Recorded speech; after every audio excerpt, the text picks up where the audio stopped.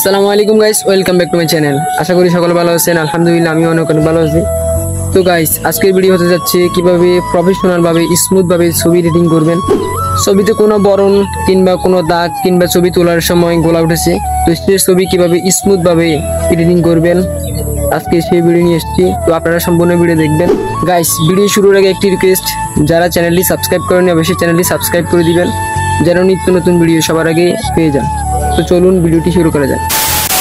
Okay guys, এরপর আমি সরাসরি চলে আসলাম মোবাইল স্ক্রিনে। অ্যান্ড মোবাইল স্ক্রিনে আসার পর আপনার প্রয়োজন হবে রেভিনি অ্যাপস।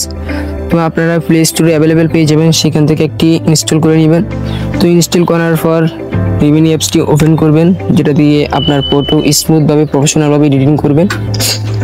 তো এরপর আমি রেভিনি অ্যাপস ওপেন করে নিচ্ছি, একটু লোডিং নেবে। তো এরপর আমি ওপেন গ্যালারিতে ট্যাপ দিব। এরপর যে ফটো আপনি প্রফেশনালভাবে স্মুথভাবে বরণওয়ালা ফটো, দাগওয়ালা যেটাই আপনি এডিটিং করবেন সেটাকে সিলেক্ট করে নিন। তো আমি আমার ফটোটি সিলেক্ট করে নিচ্ছি। তো গাইস, এরপর আমি এই ফটোটি সিলেক্ট করলাম, এটাকে আমি আরও প্রফেশনাল স্মুথভাবে এডিটিং করতে চাই। তো আমি এখন ইনহ্যান্সে ক্লিক করলাম। ইনহ্যান্সে ক্লিক করার পর একটু আপলোড নিচ্ছে, দেখতে পারতেছেন। কিছুটা অপেক্ষা করতে হবে। এরপর আপলোড শেষ হলো, দেখতে পাচ্ছেন উপরে একটা দাগ এসেছে। দাগের এটাকে আমি ডান দিকে ট্যাপ করলে দেখতে পারতেছেন আগের ছবি কিরকম ছিল, আর এখন এবার থেকে বাম দিকে ট্যাপ করলে কিরকম স্মুথভাবে প্রফেশনালভাবে এডিটিং হয়ে গেছে, দেখতে পারতেছেন। তো আপনারা এভাবে প্রফেশনালভাবে ছবি এডিটিং করতে পারবেন। তো এরপর এটাকে কীভাবে ডাউনলোড করবেন, ওপরে কর্নারে দেখতে পারবেন ডাউনলোড অপশন, সেখানে ট্যাপ দিবেন। ট্যাপ দেওয়ার পর দেখতে পাচ্ছেন সেভ ইন গ্যালারি, অলরেডি গ্যালারিতে সেভ হয়ে গেছে।